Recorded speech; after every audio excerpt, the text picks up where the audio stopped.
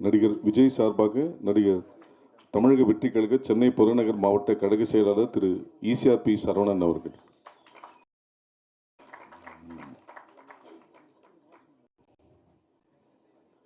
நடிகர் ஏ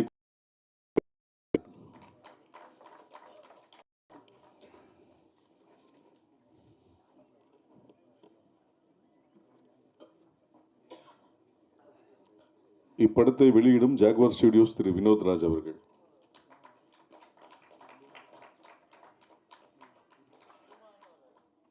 எங்களின் அழைப்பை ஏற்று வாழ்த்து வந்திருக்கும் இயக்குனர் திரு பேரரசு அவர்கள்.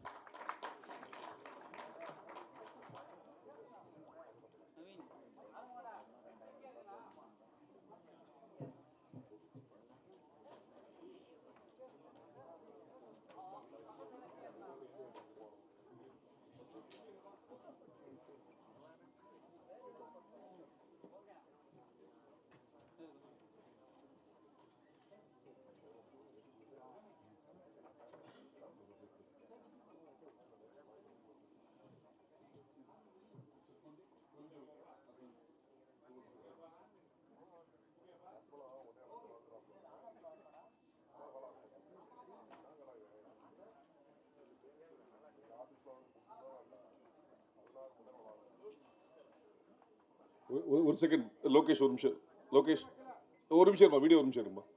Stand photo Naveen sir.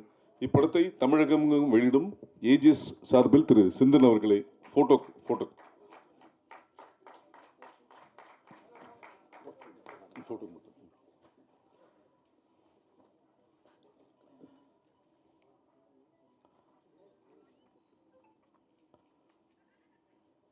Okay. Lokesh ஒரே நிமிஷம் சார், ஒரு நிமிஷம். செகண்ட் லுக் அங்கே விஷுவல்ஸ்.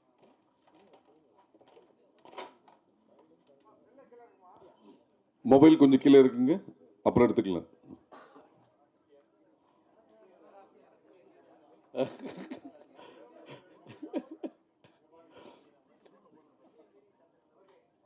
ஓகே, நன்றி.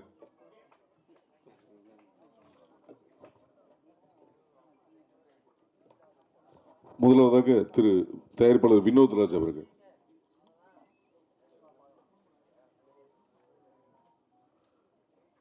ஹாய் ஃப்ரெண்ட்ஸ்,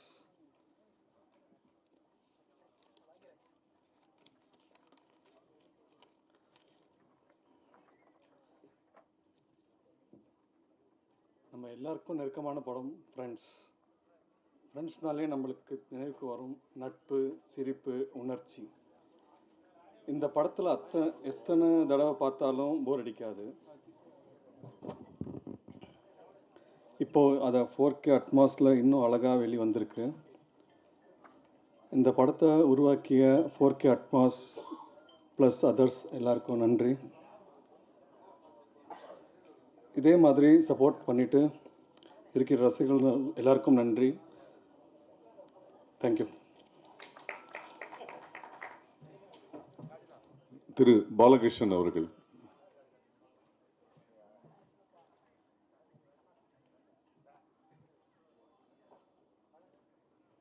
ഫ്രണ്ട്സ് സിനിമയെ സംബന്ധിച്ചിടത്തോളം അന്നും ഇന്നും എന്നും അതിലൊരു പുതുമ ഞാൻ കാണുന്നുണ്ട്. ഒരു പുതിയ പടം കളക്ഷൻ ആവുന്നതിനേക്കാൾ കൂടുതൽ ഈ സിനിമ കളക്ഷൻ ആവട്ടെ എന്ന് ഞാൻ ആഗ്രഹിക്കുന്നു. எல்லாருக்கும் வாழ்த்துக்கள். நன்றி. திரு லோகேஷ், கர்நாடகா. இல்லை ஒன்சில் வந்து ரெண்டு வார்த்தை மாத்தாடு. வணக்கம் சார் எல்லாருக்கும். நான் Lokesh, Bangalore distributor. 21st release பண்ணுற கிராண்டாக நீங்கள் பார்த்தீங்க. ட்ரெய்லர் எல்லாம் நல்லா தான் இருக்குது. 4Kல பண்ணியிருக்காரு. எல்லாருக்கும் நல்லா தான். தேங்க்யூ. ரொம்ப தேங்க்ஸ். அடுத்ததாக திரு ஷானு அவர்கள்.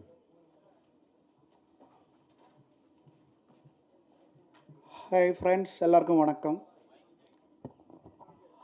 ஃப்ரெண்ட்ஸ், இந்த படம் ஸ்டார்ட் பண்ணது 72 days ஆச்சு. இது ஒர்க்கு போயிட்டுருக்கு. இது மொத்தமாக நான் தான் போய் சர்கத்தை அப்புறச்சங்க சார்கிட்ட பேசி ரைட்ஸை வாங்கி, ஏன்னா நான் போகும்போதே சார் சொல்லிச்சு, இல்லை சார் இது பெருசாக பண்ணால் தான் நான் கொடுப்பேன், இல்லைன்னா நீங்கள் அப்படி இப்படி பண்ணால் கொடுக்காது அப்படின்னு சொல்லி, இல்லை சார் நீங்கள் நம்பி கொடுங்க சார்னு சொல்லிவிட்டு ஒரு பெரிய டீமுக்கே இது வந்து ஒப்படைச்சு படத்தை வந்து டால்பி அட்மாஸ், நான் இது வரைக்கும் வந்த மாதிரி 5.1 மட்டும் இல்லை, 3 வெர்ஷனில் பண்ணியிருக்காங்க. 5.1, 7.1, டோல்பி Atmos.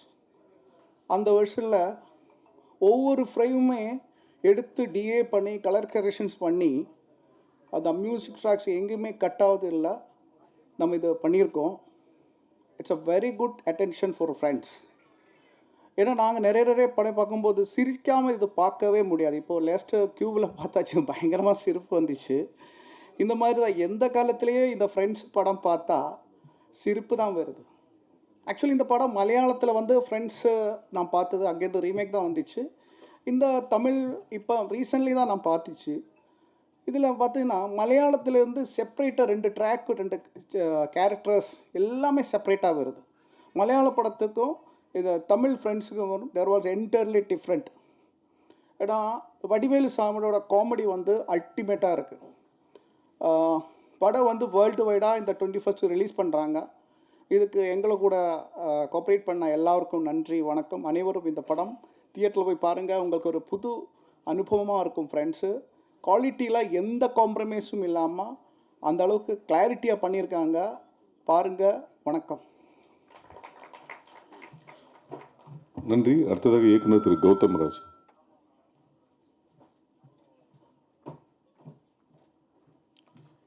Good evening everyone. Friends, school படிக்கும்போது பார்த்த ஒரு என்ஜாய் பண்ண அந்த நாஸ்ட்ராலஜியை வந்து திரும்ப அந்த படத்தை கொண்டுட்டு வராங்க தியேட்டருக்கு. எனவே அந்த டீமுக்கு என்னுடைய வாழ்த்துக்கள். என்னென்னா டெக்னிக்கலாகவும் ரொம்ப சவுண்டாக அதை வந்து க்ரியேட் பண்ணி கொடுத்துருக்காங்க. சவுண்ட்ஸ், அதுக்கப்புறம் வந்து விஷுவல்ஸ் எல்லாமே. அந்த ஆனந்த கூட்டம் அந்த டைமில் வந்து ஒரு ரொம்ப சீனியர் கேமராமேன். அவர் வந்து அவருடைய லைட்ஸ் அண்ட் குவாலிட்டியை பற்றி எல்லாருமே சொல்லிகிட்டே இருப்பாங்க. அவருடைய ஸ்பெஷலாக வந்து இவர் சித்திக் சார், அந்த பக்கம் ஃபாசில் சார், அவங்க எல்லாருக்குமே அவர் தான் கேமராமேன். ரொம்ப பெரிய குவாலிட்டியான பல படங்கள் நம்ம பார்த்ததுக்கான அந்த அவரோட ஐஸில் வந்த இந்த படம் வந்து ரொம்ப அருமையான நாஸ்ட்ராலஜி. மீன் இந்த படத்தில் நிறைய ஸ்பெஷல்ஸ் இருக்குது. நம்ம இந்த படத்தை திரும்ப போய் பார்க்கும்பொழுது நிறைய விஷயங்களை ஞாபகப்படுத்தும். ஏன்னா பெரிய ஒரு கல்ட் கிளாசிக் இது. அதில் இருந்த டெக்னீஷியன்ஸ் ஆகட்டும், சித்திக் சார் தான் அதில் வந்து உண்மையை சொன்னால் அவர் தான் ஒரு டைமில் பேன் இண்டியன் டைரக்டர் அவர். ஆமாம், என்னடா இன்றைக்கி ஒரே ஒரு கண்டென்ட் எடுத்துகிட்டு அந்த கண்டென்ட்டை பெருசாக பயங்கர பொருட்களோடு பெருசாக மாற்றி இந்தியா ஃபுல்லாக மாற்றுவோம். சித்திக் சார் என்ன பண்ணுவார்னா ஒரு படத்தை மலையாளத்தில் எடுத்துகிட்டு அந்த படத்தை அப்படியே தூக்கிட்டு தமிழுக்கு வருவார், தெலுங்குக்கு வருவார், அப்படியே ஹிந்தி வரைக்கும் போயிட்டு ஒரு ரவுண்ட் போயிட்டு திரும்ப இன்னொரு ஸ்கிரிப்டுக்கு உட்காந்துருவார். அந்த மாதிரி காவலனாகட்டும், இந்த இதாகட்டும், நிறைய படங்களுக்கு அப்படி இருந்திருக்காரு. இன்றைக்கி அவர் நம்ம மிஸ் பண்ணுறோம். பட் அவரை மாதிரியான ஒரு அந்த காமெடி வெர்ஷன்ஸ் எழுதுறதுக்கான ஆளே கிடையாது. அதுக்கப்புறம் விஜய் சாருடைய கரியரில் வந்து அவர் ஒரு பெரிய கலெக்ஷன் கிங்காக மாற்றினதில் ஃப்ரெண்ட்ஸுக்கு வந்து பெரிய ரோல் உண்டு. அதுக்கு முன்னாடி இருந்த 2001 அந்த படம், நான் ஸ்கூல் படிச்சுட்டு இருந்தேன் அந்த டைம்லலாம். எங்கள் ஊர் அறந்தாங்கின்னு புதுக்கோட்டை பக்கத்தில், எங்கள் ஊரில் 40 நாள் ஓடிச்சு அந்த படம். ஒரு சின்ன ஊர்லலாம் படங்கள் அந்த 40 நாள் ஓடுறதுல ரொம்ப ரேர். நாட்டாமை, சூரியவம்சம் அந்த மாதிரி ஓடிச்சு. அதுக்கப்புறம் ஃப்ரெண்ட்ஸ் படம் தான் அவ்வளோ நாள் ஓடிச்சு. அதே மாதிரி சூர்யா சாருக்கும் ஊரெல்லாம் கொண்டு போய் காமிச்ச படம் அதுதான். ஊர்லலாம் அவரை கொண்டு போய் சேர்த்தது அந்த படம் தான். அதுக்கப்புறம் தான் நந்தா வந்தது. அதுக்கு முன்னாடி சின்ன சின்ன அவருக்கான படங்கள் பெரிய ரெகனைஸ் இல்லாமல் ஒரு மாதிரி கிளாசிக்கான படம், மீன் ஒரு மாதிரி கிளாஸ் ஏ கிளாஸ் அந்த மாதிரியான படம் தான் வந்திருக்கும். இந்த படம் தான் ஊர் ஃபுல்லாக கொண்டு போய் சேர்த்த படம் சூர்யா சாருக்கு. அப்புறம் பெரிய லெஜண்ட் இளையராஜா சார். அந்த பாட்டு கேட்கும்போது இன்றைக்கி கூட அவ்வளோ ஃப்ரெஷ்ஷாக இன்றைக்கி இருக்கக்கூடிய வைப் பண்ணுது அந்த சாங். அந்த ருக்கு ருப்பிக்க அந்த சாங்லாம் கேட்கும்போது அவ்வளோ ஒர்த்தாக இருக்குது. திரும்ப அதை பார்க்கும்போது நிறைய நாஸ்ட்ராலஜியை க்ரியேட் பண்ணும். இன்றைக்கி வரைக்கும் ட்ரெண்டில் உட்காந்துருக்கு அந்த நேசமணி கேரக்டர். இன்றைக்கும் ட்ரெண்டில் கொண்டாந்து உட்கார வச்சு அவ்வளோ மீம்ஸுக்கு அதுக்குள்ள மீம்ஸ் போட்டால் இதில் இருக்கிறது ஒரு 10-20 மேட்ரை மீம்ஸுக்கு அடிக்கடி யூஸ் பண்ணிகிட்டே இருப்பாங்க அதில். அப்படி ஒரு வெர்ஷன் ஃப்ரெண்ட்ஸ். அதனால் நிறைய ஞாபகங்களை இந்த படத்தை போய் பார்க்கும்போது உங்கள் எல்லாருக்கும் க்ரியேட் பண்ணணும்னு நான் நம்புகிறேன். அதே மாதிரி புது பசங்க வந்து இதை ஒதுக்குவாங்க அதை ஒதுக்குவாங்கலாம் கிடையாது. அவங்களுக்கு எல்லாமே பிடிக்கும். சுந்தர் சாரோட சமீபத்திய படங்களெல்லாம் ரொம்ப அழகாக ரசித்தாங்க. அந்த மாதிரி இந்த படம் வேறொரு உங்களுக்கு ஃபீல் கொடுக்கும். தாராளமாக போய் பாருங்கள். அந்த ஒரு ரெட்ரோ ஃபீல், ஒரு நல்ல ஒரு மூட் கொடுக்கும். எனவே வாழ்த்துக்கள் அந்த டீமுக்கு. Thank you so much. நன்றி சார். அடுத்ததாக இயக்குனர் திரு கணேஷ் பாபு அவர்கள்.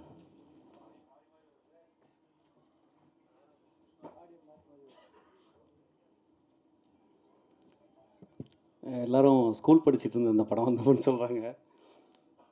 நான் அந்த படத்தில் நடித்தேன் அப்படின்றது எனக்கு ரொம்ப பெருமையாக இருக்குது. சில கண்டென்ட்லாம் இருக்குது உங்களுக்கு. ரமேஷ் கண்ணா சார் நிறைய கண்டென்ட் சொல்ல போகிறாரு. நான் ஒரு சில கண்டென்ட் சொல்கிறேன். இந்த படத்தில் ஒரு 3-4 ஹீரோன்னு சொல்லலாமா? Vijay sir, Surya sir, Vadivel sir, Ramesh Kanna sir. Ramesh Kanna சாருக்கும் ரொம்ப படத்தில் பெரிய முக்கியத்துவம் இருக்குன்னு நீங்கள் ட்ரைலர்லேயே பார்த்துருப்பீங்க. அவரும் ஒரு ஹீரோ தான். எல்லா ஹீரோக்கும் மத்தியில் இந்த படத்தில் ஷூட்டிங்கில் ஒரு போட்டி இருந்துக்கிட்டே இருக்கும். இன்றைக்கி நீங்கள் பார்த்த காட்சிகள் வந்து மேக்ஸிமம் சாங்கும் சரி, இந்த ட்ரைலர் டீசரும் சரி, மேக்ஸிமம் வந்து மற்ற பழனி அங்கங்கே எடுத்தது, அந்த ஃபஸ்ட் ஹாஃபில் வந்தது, அதெல்லாம் ரொம்ப கம்மி தான் இங்கே நீங்கள் பார்த்ததில்ல. நீங்கள் பார்த்தது மேக்ஸிமம் வந்து குசால்தாஸ் கார்டன்லேயும் ஒய்எம்சி கிரவுண்டு தான் எடுத்தது இல்லை sir Ramesh Kanna sir? குசால்தாஸ் garden எங்களுடைய கோவில் மாதிரி ஒரு 25 வருஷமாக அது வந்து ஒரு கோவில் மாதிரி சினிமாவுக்கு இருந்தது. அங்கே என்ன வேணாலும் பண்ணிக்க முடியும். அந்த நீங்கள் பார்த்தது எல்லாமே மேக்ஸிமம் 90% இதில் பார்த்தது எல்லாமே குசால்தாஸ் கார்டன் தான். அது இன்றைக்கி இல்லை, ரொம்ப வருத்தமாக இருக்குது. எங்களோட கோவில் மாதிரி அது, எல்லா படமும் அங்கே தான் ஷூட்டிங் நடக்கும். அதில் தான் அவ்வளோ விஷயங்கள் நடந்துகிட்டு இருந்தது. அந்த மரத்துக்கு அடியில் வடிவேல் சாரை வச்சு உள்ளே திணிக்கிறது, அந்த போர்ஷன்ஸ் மட்டும் கொஞ்சம் அவுட்டோர் எஃபெக்ட் வேணுன்றக்கா அது மட்டும்தான் ஒய்எம்சியில் பண்ணாங்க. மற்ற எல்லாம் அங்கே தான், பச்சை பாஸுக்கு ஆப்போசிட். மறக்கவே முடியாத இந்த நாட்கள். அதில் முக்கியமாக சொல்லணுன்னா, பல இடங்கள் அங்கங்கே அந்த பெயிண்டிங் நேசமணி அந்த டீமோட அங்கங்கே டைலாக் பேசிட்டு அங்கங்கே இருந்துக்கிட்டு இருப்போம். ஒரு நாள் வந்து அந்த தேவயானி மேம் கேரக்டர் வந்து விஜய் சாரை எப்படியாவது கல்யாணம் பண்ணிக்கணும் அப்படின்றது அதுதான் அவங்களுடைய லட்சியமாக இருக்கும். கல்யாணம் பண்ணி அவங்களுடைய நட்பெல்லாம் பிரிக்கணும் அப்படின்றது தான் ஒரு விஷயம். அவங்களோட படம் ஏற்கனவே பார்த்தவங்களும் உங்களுக்கு தெரியும். அதனால் ஒன்றும் கதையை உடைக்கிறது அப்படின்லாம் ஒன்றும் கிடையாது. இப்போ நான் சொல்ல போகிற சம்பவம் வந்து ஒரு 21 வருஷம் ஆயிடுச்சு அப்படின்றனால இப்போ சொல்லலாம். இதனால இந்த படத்தோடைய இது அப்படின்லாம் ஒன்றும் கிடையாது. இப்போ ரிலீஸ் ஆக போகிற படம்னா நம்ம அதை சொல்ல மாட்டோம். நாங்கள் சொன்னது கிடையாது. ஒரு 21 வருஷம் கழிச்சு தான் சொல்லலாம். விஜய் சார் எல்லாம் ஷூட்டிங்லாம் முடிஞ்சுது, பேக்கப் பண்ண போகிறோம், மற்ற சின்ன சின்ன க்ளோஸ்அப்ஸ் தான் ஷார்ட் தான் எடுக்க போகிறோம் அப்படின்னு சொல்லிட்டாங்க. சித்திக் சாரை ரொம்ப மிஸ் பண்ணுறோம். சித்திக் சார் அற்புதமான கலைஞர். சித்திக் சார், ரைட்டர் கோகுலகிருஷ்ணா, கோடேட்டர் கணேஷ், இவங்களாம் சேர்ந்து முடிவு பண்ணுறாங்க. சரி, ஓகே விஜய் சாரை அனுப்பிச்சிடலாம், ஓகே அவருக்கு முடிஞ்சுது அப்படின்னு சொல்லி அனுப்பிச்சிட்றாங்க. நிஜமாகவே அவருக்கு ஷார்ட்லாம் முடிஞ்சுது, அவருடைய ரியாக்ஷன்ஸ் எல்லாமே முடிஞ்சுது. ஆனால் வந்து ஒரு சின்ன தேவானி மேமுக்கு ஒரு சின்ன க்ளோஸ்அப் எடுக்கணும். அந்த க்ளோஸ்அப் அதோடைய தன்மை என்னென்னா, நீங்கள் திரும்ப படம் எப்படி ஒரு ஷோ உங்களுக்கு போடுவாங்க, நீங்கள் பார்ப்பீங்க. தேவானி மேமுக்கு வந்து ஒரு க்ளோஸ்அப் எடுக்கணும். அதில் வந்து அப்படி பார்க்கணும் ஒரு லுக்கு. சூர்யா சாரை, விஜய் சாரை அந்த லுக்கு பார்க்கணும். நான் சாதிச்சிட்டேன் பார்த்தியா அப்படின்னு ஒரு கன்னிங்காக, அது கிட்டத்தட்ட ஒரு லவ் பண்ணால் கூட ஒரு நெகட்டிவ் ஷேட் இருக்கும் தேவானி மேமோடைய இதில். அதை எப்படியாவது நம்ம சாதிச்சிடணும் அப்படின்ற மாதிரியான ஒரு விஷயங்கள். விஜய் சாரை நம்ம வந்து கல்யாணம் பண்ணணும், மற்ற ஃப்ரெண்ட்ஸ் எல்லாம் பிரிக்கணும், அது பர்டிகுலராக சூர்யா சார் பிரிக்கணும் அப்படின்ற மாதிரி ஒரு தன்மை தான் இருக்கும் அவங்கள்ட்ட அந்த கேரக்டரேஷனில். அப்போ வந்து அந்த முகத்தில் வந்து கன்னிங், அது எப்போ அவங்க காட்டணும்னு சொன்னால், விஜய் சார் வந்து அவங்களுக்கு வந்து தாலி கட்டும்போது, அந்த முடிச்சு போடும்போது அவங்க வந்து அவங்க முகத்துக்கு ரியாக்ஷன் கொடுக்கணும் அப்படின்னு. இப்போது விஜய் சார் இருக்கணும், அவர் இல்லை. தாலி கட்டுற காம்பினேஷன் சீன்ஸ்லாம் எடுத்துட்டாங்க. பட் அந்த க்ளோஸ்அப் ஒரு ரியாக்ஷன் கொடுக்கணும் அப்படின்றது சாரை அனுப்பிச்சாச்சு, என்ன பண்ணுறதுன்னு தெரியல. சாருக்கு கல்யாண காட்சிகள் எல்லாம் முடிஞ்சுது. என்ன பண்ணலான்னு சொன்னால், யாராவது டூப் போடணும், என்ன பண்ணுறது, அது மேட்ச் ஆகணும் அப்படின்னு சொல்லிட்டு யாராவது டூப் போடணும்னு சொல்லிட்டு டூப் போடும்போது யாராவது ஒரு கை அந்த விஜய் சாரோட சட்டையை போட்டுட்டு தேவனி மேமுக்கு தாலி கட்டணும். அந்த கை மட்டும் தான் அந்த ஃப்ரேமில் வந்து கை மட்டும் தான் இருக்கணும். அவர் ஒரு ஷாட்டு பண்ணலாம் அப்படின்னு சொல்லிட்டு டக்குன்னு சித்திக் சார் என்னை கூப்பிட்டாரு. விஜய் சாரோட அவரோட சட்டையை கொடுங்க, இவரை பக்கத்தில் மணவரையில் உட்கார வைங்க அப்படின்னு சொல்லிட்டு சொன்னாங்க. ஸோ நீங்கள் ஏற்கனவே பார்த்த அந்த அந்த தாலி கட்டுற அந்த முடிச்சு போடுறது வந்து, அது வந்து மணவரையில் பக்கத்தில் உட்காந்துருப்பேன். நான் தெரிய மாட்டேன், என்னுடைய கரங்கள் மட்டுமே தெரியும். நான் டூப் போட்டேன், எங்கள் ஃப்ரெண்டாக நினச்சிட்டு இருந்தேன். இதில் என்ன, தேங்க்யூ சார், இதில் என்ன ஒரு லாஜிக் விஷயம் அப்படின்னா, நான் வந்து அவங்க சூர்யா சாரை பார்க்கணும், விஜய் சாரை பார்க்கணும், நான் சாதிச்சிட்டேன் பார்த்தியா அப்படின்னு சொல்லி அவங்க ஒரு மாதிரி கன்னிங்காக பார்க்கணும். பார்க்கும்போது சூர்யா சாரை காட்டணும். இப்போ என்ன ஒரு விஷயம் அப்படின்னு சொன்னால், சூர்யா சாரை காட்டும்போது இங்கே காம்பினேஷனில் கல்யாணத்துக்கு அட்சதை போட்டதில் சூர்யா சாருக்கு பக்கத்தில் நான் நின்றுட்டுருப்பேன். லாஜிக்காக வந்து எப்படி இருந்திருப்பேன். அப்போ வந்து என்ன அவாய்ட் பண்ணிவிட்டு சூர்யா சார் ஒரு பக்கத்தில் இருக்க ஃப்ரெண்ட்ஸ் வந்து என்ன அவாய்ட் பண்ணிவிட்டு காமிக்க முடியாது. அப்போது எடிட்டிங்கில் தான் அது சரி பண்ணாங்க. அது டிஆர் சேகர் சாருடைய தலைமையில் மற்ற நண்பர்கள் அவங்களாம் எடிட் பண்ணாங்க. எனக்கு பர்டிகுலராக அந்த பேர் டக்குன்னு ஞாபகத்தில் வரல. எடிட்டிங்கில் தான் அதை சரி பண்ணாங்க. எனக்கு அங்கே அந்த சின்ன லாஜிக் விஷயங்கள்லாம் இருந்தது. ஸோ அப்போ வந்து பக்கத்தில் இருந்தவங்க சொன்னாங்க, அப்போ தான் பாரதி படம் நடித்து முடிச்சுட்டு வந்திருந்தேன். பாரதி படம், ஞானராஜசேகரன் ஐஏஎஸ் அவங்க பண்ண பாரதி படம். அதில் வந்து தேவயானி மேமோடைய மகளுக்கு நான் நிஜமாவே படத்தில் வந்து தாலி கட்டுவேன். அதில் வந்து தங்கம்மாளுடைய மாப்பிள்ளையா பாரதி படத்தில் நான் திரைப்படத்தில் அறிமுகமான படம் தான் அது. அதில் வந்து தங்கம்மாள் வந்து தேவயானியுடைய மகள், பாரதியுடைய மனைவி தேவயானி மேம் நடித்தாங்க. அவங்களுக்கு மருமகனாக வந்து அங்கே அந்த வந்து தாலி கட்டினேன். அது முடித்து அடுத்த ஷெட்யூலே இங்கே வந்து தேவயானி மேமுக்கே நான் வந்து விஜய் சாருக்காக டூ போட்டு தாலி கட்டும்போது பக்கத்தில் இருந்தவங்க சொன்னாங்க, டேய் வடிவேல் சாரா யாரோ சொன்னாங்கன்னு நினைக்கிறேன், ஏய் அப்போ ஒரு படம் வந்தது, பழைய படம் வந்தது, ஏய் தாய் மகளுக்கு கட்டிய தாலி அப்படின்னு ஒரு திரைப்படம் இருக்குது, நீ தாய்க்கும் தாலி கட்டுற மகளுக்கும் தாலி கட்டியிருக்கிற. பாரதி படத்தில் மகளுக்கு தாலி கட்டியிருக்கிற, ஃப்ரெண்ட்ஸ் படத்தில் தாய்க்கு தாலி கட்டியிருக்க. அந்த இடத்துல எல்லாருமே ரொம்ப கலகலன்னு சிரித்தாங்க. அந்த நாட்கள்லாம் மறக்கவே முடியாது. அந்த வடிவேல் சார் எவ்வளோ பெரிய ஒரு ஜீனியஸ் அப்படின்றதெல்லாம் அந்த படத்தில் நான் பக்கத்தில் இருந்து பார்த்தேன். அவர் அற்புதமான டயலாக் ரைட்டர். வடிவேல் சார் வந்து ரொம்ப அற்புதமான, அதாவது யார் யாரை தூக்கி சாப்பிடுவான்ற மாதிரி ஒரு பயங்கரமான போட்டி இருக்கும். ஃப்ரெண்ட்ஸ் படத்தோட அந்த குசால்தாசன் கார்டனில் அந்த ஷூட்டிங்கில் அது முன்னாடி முடிக்கிற வரைக்கும் விஜய் சார், சூர்யா சார் இவங்க தான் நடிச்சிருப்பாங்க. அது ஒரு கோவமா, ஆக்ரோஷமா, ஒரு சென்டிமெண்ட்டாக பழனியில் அங்கெல்லாம் ஷூட்டிங் முடிஞ்சிருக்கும். ஆனால் இந்த நேசமணி ட்ராக்கு, இந்த சென்னை போர்ஷன்ஸ், இந்த திருமணம், இந்த விஷயங்கள்லாம் பார்த்தீங்கன்னா யார் யாருக்கு போட்டி அப்படின்னு விஜய் சாரை தாண்டி நம்ம நின்றுறணும் அப்படின்ற மாதிரி சூர்யா சாருக்கு ஒரு போட்டி இருக்கும். சூர்யா சார் எங்கே ஸ்கோர் பண்ணிடுவார் அப்படின்னு விஜய் சாருக்கு ஒரு விஷயங்கள் இருக்கும். ஒவ்வொருத்தருமே பெரிய பெரிய ஜாம்பவான்கள், பெரிய பெரிய அவர் எஸ்எஸ்சியோடைய வாரிசு, இவர் சிவகுமார் சாரோட வாரிசு. இதுக்கிடையில் ரமேஷ் கண்ணா சார் அவர் பூந்து ஒரு பக்கம் அவர் ஸ்கோர் பண்ணுவார். ஒரு பக்கம் வந்து எல்லாத்தையும் அடித்து உடைக்கிற மாதிரி வடிவேல் சார் அவர் வந்து பார்த்தீங்கன்னா எப்போ என்ன பண்ணுறாருன்னே தெரியாது. சின்ன சின்ன அசைவுகளில், சின்ன சின்ன டயலாக்ல எதையாவது ஒன்று சும்மா இருக்கும்போது சொல்லிடுவார். அப்படி சும்மா இருக்கும்போது சொன்னது தான் இன்னைக்கு வந்து தமிழ்நாடு மட்டும் இல்லை, உலகம் முழுக்க இருக்க தமிழர்கள் வந்து ஏதாவது ஒரு விஷயம் பேசணும் அப்படின்னு சொன்னால் நீ ஆணியே பிடுங்க வேணாம் அப்படின்னு சொல்கிற ஒரு விஷயம் இருக்கு இல்லையா, அது வந்து தட்டிக்கலாம். நீ ஆணியே பிடுங்க வேணாம் அப்படின்னு சொல்லி வடிவேல் சார் சொன்ன அந்த விஷயம் தான் இன்னைக்கு வந்து எல்லாமே இன்னைக்கு இல்லை. இன்னைக்கு அந்த படம் இதில் தான் வந்திருக்கு அப்படின்னு தெரியாத தலைமுறையெல்லாம் இப்போ தெரிஞ்சுக்க போகுது ரீரிலீஸில். ஓ, இந்த டைலாக் இதில் தான் வந்துச்சா, இதில் தான் ஃபஸ்ட் டைம் வந்துச்சா, வடிவேல் சார் தான் அதை பேசினாரா அப்படின்ற மாதிரி இன்னைக்கு தலைமுறை தெரிஞ்சுக்க போகுது. அந்த ஆணியே பிடுங்கவனா வந்து படத்தில் டைலாக் பேப்பரில் டைலாக் கிடையவே கிடையாது. ரமேஷ் கண்ணா சார் இங்கே அவர் மட்டும் தான் இங்கே இருக்காரு, அதனால் அவருக்கு தெரியும், மற்ற அந்த ஸ்பாட்டில் இருந்த எல்லாருக்குமே தெரியும். அது வந்து எல்லாரும் ஒரு ஆர்டிஸ்ட்டுக்கு ஒரு ஆக்டிவிட்டீஸ் டேரக்டர் கொடுத்துட்டாரு. அந்த பெயிண்ட் அடிக்கிறது, அங்கங்கே பெயிண்ட் அடிக்கிறது அப்படின்ற ஒரு விஷயம் சூர்யா சார் யதார்த்தமாக கேட்காரு. இங்கே என்னோட ஆக்டிவிட்டீஸ் என்ன அப்படின்னு டேரக்டர் கேட்குறாரு. கேட்கும்போது டேரக்டர்கிட்ட கேட்குறாரு சூர்யா சார், என்னோட ஆக்டிவிட்டீஸ் என்ன அப்படின்னு சூர்யா சார் யதார்த்தமாக கேட்கும்போது வடிவேல் சார் அந்த ரிஹர்சல் பார்த்துட்டு இருக்கும்போது விளையாட்டாக சொன்ன வார்த்தை தான், விளையாட்டாக சொன்னதான், நீயே பிடுங்க வேணாம் அப்படின்னு விளையாட்டாக ஜாலியாக ஃப்ரெண்ட்ஸ், உண்மையிலே ஃப்ரெண்ட்ஸாக தான் நாங்கள் இருந்தோம். நாங்கள் Vijay sir, Surya sir, Vadivel sir, Ramesh Kanna sir, Charlie எல்லாருமே ஒரு ஃப்ரெண்ட்ஸாக தான் இருந்தோம். அப்போ நான் என்ன பண்ணுறதுன்னு சூர்யா சார் கேட்கும்போது இந்த ஷாட்டில் நான் என்ன பண்ணலாம் அப்படின்னு மாதிரி ஸ்பெஷலாக கேட்டு பண்ணுவாங்க. ஏன்னா அவங்க ஸ்கோர் பண்ணிவிடுவாங்க, இவங்க ஸ்கோர் பண்ணிவிடுவாங்கன்னு சொல்லிட்டு இதில் அவங்களுக்கு ஒரு டைலாக் இருக்கும்போது நான் என்ன பண்ணலான்னு போட்டி இருக்கும் ஒருத்தருக்குள்ளே இல்லையா. அதனால் சூர்யா சார் கேட்கும்போது வடிவேல் சார் யதார்த்தமாக சொன்னது அந்த ரிஹர்சல் பார்த்துட்டு இருக்கும்போது, சித்திக் சாருக்கு தமிழ் தெரியுமே தவிர ரொம்ப டீப்பாக தெரியாது. இந்த ஆணியே பிடுங்க வேணான்னொன்னே எல்லாரும் சுற்றி இருக்கவங்க நிஜமாக சிரிச்சிட்டாங்க. எல்லாரும் சிரிச்சிட்டாங்கன்னா அப்போ டைலாக் என்ன மீனிங் அப்படின்னு சொல்லி கோகுலகிருஷ்ணா அவங்க கோஆர்டினேட்டர் கணேஷ் சாரை கூப்பிட்டு கேட்கும்போது இல்லை அவர் சும்மா கிண்டல் பண்ணுறக்கா சொன்னார். இல்லை கிண்டல் பண்ணுங்க, இல்லை அது வேணாம், நம்ம சீனுக்கு போகலாம்னு சொன்னேன். சித்திக் சார் சொல்லிட்டாரு, இல்லை கண்டிப்பாக வந்து இந்த டைலாக் இந்த படத்தில் வைக்கிறோம், ஆணியை பிடுங்க வேணான்னு. எனக்கு அதை ரிசீவ் பண்ண முடியல, ஆனால் எல்லாரும் சிரிச்சிட்டாங்க.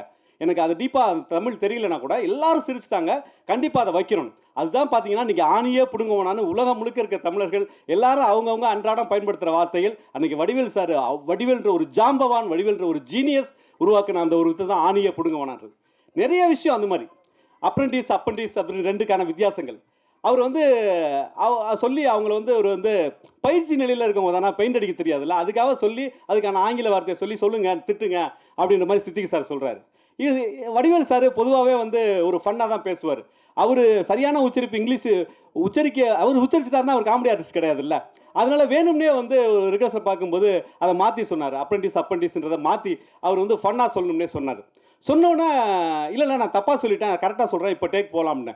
இல்லை டேக்கு ஓகே, நீங்கள் தப்பாக சொன்னது தான் காமெடி அப்படின்னு. இது மாதிரி அந்த படத்தில் சொல்கிறதுக்கு நிறைய விஷயங்கள் இருக்குது. அந்த ஸ்பாட்டில் ஸ்லாப்ஸ்டிக் காமெடி அந்த ஸ்பாட்டில் கிரியேட் ஆன விஷயங்கள் இருக்கு இல்லைங்களா, அது ஒட்டுமொத்த பேப்பரில் சித்திக் சார் அங்கேருந்து எழுதிட்டு வந்தது, அதுக்கு முன்னாடி பண்ணது, அந்த விஷயங்கள்லாம் எல்லாம் தூக்கி போட்டுட்டு அந்த இடத்துல ஒரு மேஜிக் கிரியேட் ஆனச்சு பாருங்க.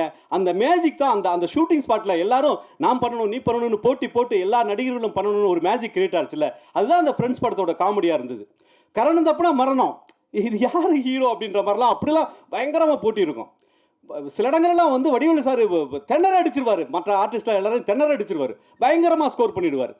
அந்த மாதிரியான விஷயங்கள் இருக்கும். இதில் விஜய் சார் விழுந்து சிரிக்கிற மாதிரி இருக்குல்ல, அது ஆக்சுவலி வந்து கேமரா ரெடி, அது வந்து ஆக்ஷன் சொல்லி சிரிச்சது கிடையாது. விஜய் சார் சிரிக்கிற மாதிரி வடிவேலு வந்து அந்த இதில் விழுந்துருவார், அந்த கரியில் விழுந்து சிரிக்கிற மாதிரி இருக்குல்ல, அந்த விஜய் சார் நிஜமாவே உட்காந்து சிரிச்சுக்கிட்டு இருந்தார், கேமராமேன் வந்து அதை கேப்சர் பண்ணார், அவ்வளோதான். இது மாதிரி சினிமாவில் கிடைக்கிறது ரொம்ப அபூர்வமான விஷயம். இது மாதிரி நிறைய அந்த படத்தை பற்றி சொல்லணும்னா நிறைய விஷயங்கள் இருக்கும். விஜய் சார் பார்த்தீங்கன்னா ரொம்ப யார்ட்டையும் எதுவும் பேச மாட்டார். அவர் மைண்ட்லேயே வந்து அந்த டான்ஸ் ரிகர்சல் எல்லாமே வந்து மைண்ட்லேயே பண்ணி பார்த்துட்டே இருப்பார். எல்லாரும் அவர்கிட்ட காலைல போய் வணக்கம் வைக்கும்போது திரும்பி வணக்கம் வைக்க மாட்டார், ஏன் அப்படி இருக்கிறாரு அப்படின்லாம் பேசுவாங்க. ஆனால் வந்து விஜய் சாரை பொறுத்த வரைக்கும் அவர் டயலாக் ஆகட்டும் டான்ஸ் ஆகட்டும் எல்லாமே மைண்ட்லேயே பார்த்துட்டே இருப்பார், மைண்ட்லேயே பார்த்துட்டு ரிகர்சல் பார்த்துட்டே இருப்பார். அப்படின்னா நான் காலையில் ஒரு 7 மணிக்கு கால் சீட்டு சொன்னால் 6:30 மணிக்கு விஜய் சார் வந்துடுவார். அவர் 6:30க்கு வந்தாரா, நான் 6 மணிக்கு வரேன்னு சொல்லி இப்படி எல்லாருக்கும் போட்டியாக இருந்து மிக அற்புதமான ஒரு படமாக அது உருவாச்சு. இன்னைக்கு பிறந்த நாளான இன்னைக்கு நிகில் சார் இப்படி ஒரு வாய்ப்பை கொடுத்துருக்காரு. நன்றி சார், நன்றி. நன்றி. அடுத்ததாக இயக்குனர் திரு பொன்குமரன் அவர்கள்.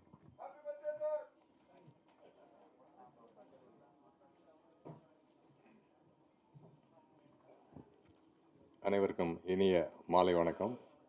சமீபத்தில் கமலா திரையரங்கில் ஆண் பாவம் அந்த படத்துக்காக போயிட்டு குடும்பத்தோடு போயிட்டு வெளியே வரும்போது கமலா திரையரங்கில் அந்த ரைட் சைடில் பெரிய போஸ்டர் ஓடிங் இருக்குது, ஃப்ரெண்ட்ஸ் அப்படின்னு ஓடிங் இருக்குன்னு என் ஃபேமிலியில் என் மனைவி உடனே சொல்கிறாங்க, அந்த படம் இது படம் ஓடுதா அப்படின்னாங்க. ஓடலாமா, ரிலீஸ் ஆக போகுது. அந்த எக்ஸைட்மெண்ட்டு எங்கள் வீட்டில் இருக்கிற மாதிரி தான் நம்ம அந்த படத்தை பார்த்த எல்லார் வீட்லேயும் அந்த எக்ஸைட்மெண்ட் இருக்கும். டெஃபினட்டாக குடும்பத்தோடு இந்த படத்தை வந்து எல்லோரும் பார்ப்பாங்க. இப்போ சமீப காலமாக பழைய படங்கள் நல்லா ஓடின படங்களை வந்து ரீரிலீஸ் பண்ணுற ஒரு பழக்கம் இருக்குது. இந்த படத்தில் நிச்சயமாக ஒரு வித்தியாசம் என்னென்னா, டெக்னிக்கலாக இந்த படத்தை வந்து ரொம்ப நல்லா அதை புது குவாலிட்டிக்கு அதை எடுத்துகிட்டு வந்திருக்காங்க. கண்டென்ட் எப்போவுமே சிரிப்போம், ஆனால் அதை நம்ம ஒரு நிறைய செலவு பண்ணி திரையரங்கத்தில் போய் அந்த ஒரு 2.5 மணி நேரம் உட்காரும்போது காட்சியாக ஓசையாக அது நல்ல தரமாக கிடைக்கிறதுக்கு மிஸ்டர் வினோத் ஜெயின் செஞ்ச முயற்சி, அவங்களோட டீம் செய்த முயற்சிக்கு ரொம்ப நன்றி. பொதுவாகவே அவர்கிட்ட அந்த ஒரு குணம் உண்டு. நான் வந்து கன்னடத்தில் படம் பண்ணிவிட்டு தமிழில் படம் பண்ணுறதுக்காக கதையை சொல்லிகிட்டு இருக்கிற போது அவரை போய் பார்த்தேன். அப்போது அவர் எனக்கு இந்த படம் பண்ணலாம் அப்படின்னு ஒரு பெரிய கதை சொன்னார். சார் நிறைய செலவாகுமே சார், கொஞ்சம் சுருக்கமாக சின்னதாக காமெடியா, இல்லை பொன்குமரன் இதை நம்ம பண்ணலாம் அப்படின்னு நல்ல பெரிய பொருள் செலவில் வந்து இந்த கோல்மால் எடுக்கிறதுக்கு எனக்கு அவ்வளோ பெரிய சப்போர்ட் பண்ணார். அதே சப்போர்ட்ஸை பண செலவை பண்ணி நேரத்தை செலவு பண்ணி தரமான படத்தை திருப்பியும் எடுத்துகிட்டு வந்திருக்கீங்க வினோத் சார். இண்டஸ்ட்ரிக்கு அந்த பார்க்க வரக்கூடிய ரசிகனுக்கு அந்த தரமான படங்கள் அதே அந்த குவாலிட்டியில் வேணும் அப்படிங்கிறது புரிஞ்சுக்கிறது. ரொம்ப நன்றி சார், நன்றி, வணக்கம். நன்றி. அடுத்ததாக திரு ஆரிய ராஜ் அவர்கள்.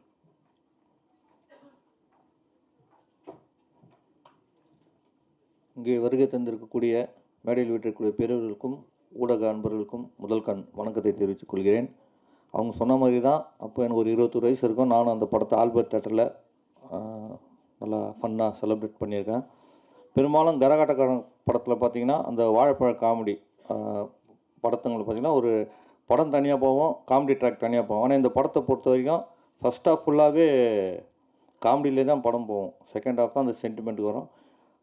விஜய் சாரும் சரி சூர்யா அண்ணன் சரி ஒரு சார்மிங்காக நடிச்சிருப்பாங்க. அவங்களுக்கு ஈக்குவலாக சார் வந்து போட்டி போட்டு நடிச்சிருப்பார். ரமேஷ்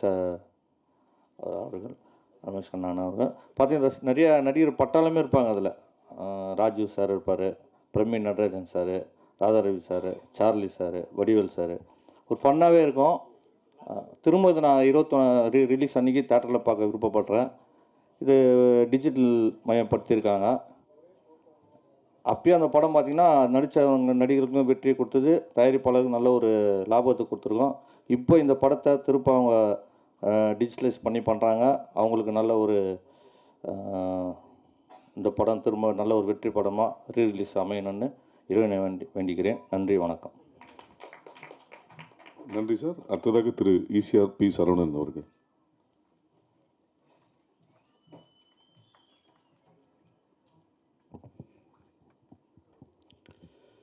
அனைவருக்கும் வணக்கம்.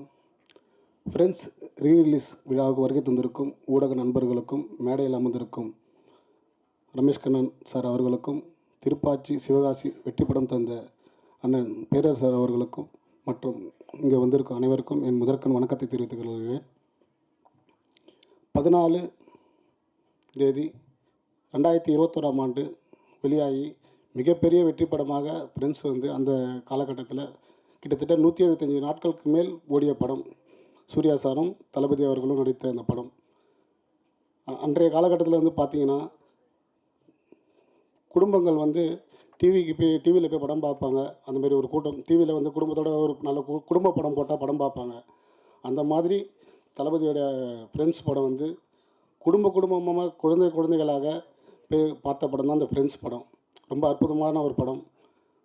மனசில் எவ்வளோ கவலைகள் இருந்தாலும் அந்த படமே பார்த்தா கவலைகள்லாம் மறந்துடும்னு சொல்லுவாங்க அந்த டைமில். அப்படி ஒரு படம் அது. அந்த படம் மீண்டும் ரீரிலீஸ் ஆகுது நவம்பர் 21ஆம் தேதி. ரொம்ப சந்தோஷமாக இருக்குது. இன்றைய காலகட்டத்தில் அந்த படம் மிக சிறப்பாக கில்லி ரீரிலீஸ் எப்படி மிகப்பெரிய வெற்றி படமாக அமைஞ்சதோ அதே போல் இந்த ஃப்ரெண்ட்ஸ் படம் மிகப்பெரிய வெற்றி படமாக அமையும் என்பது இந்த நேரத்தில் மனமார்ந்த நன்றி தெரிவிச்சுக்கிறேன். வாழ்த்துக்கள். நன்றி. அடுத்ததாக திரு எஸ் அவர்களை மேடைக்கு வருமாறு. நீங்கள் தான் சூர்யாவும் விஜய் நடிச்சிருந்தா ஃப்ரெண்டு, நீங்கள் இருந்ததால தான் ஃப்ரெண்ட்ஸ். எஸ்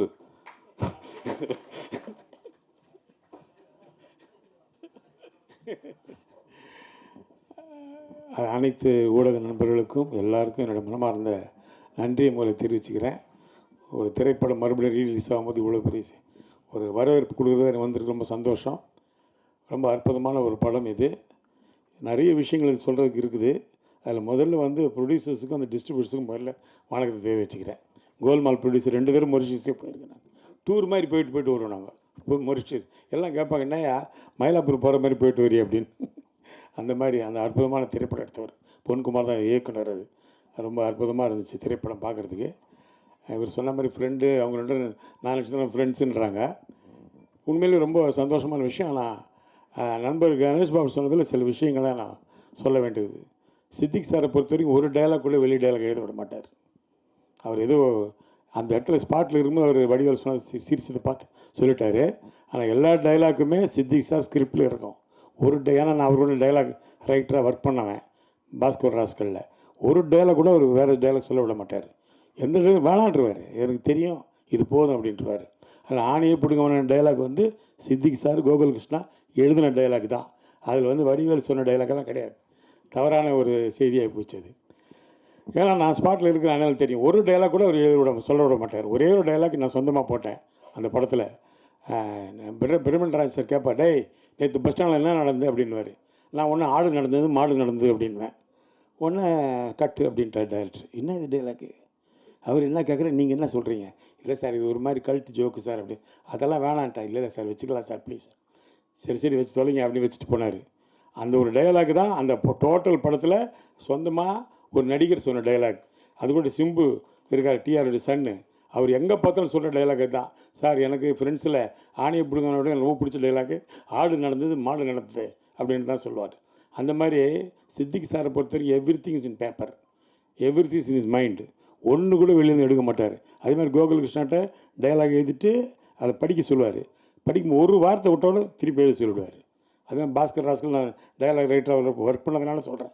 எல்லா டைலாக்ஸும் அவர் கண்டிப்பாக பண்ணுவார். அற்புதமான ஒரு திரைப்படம்.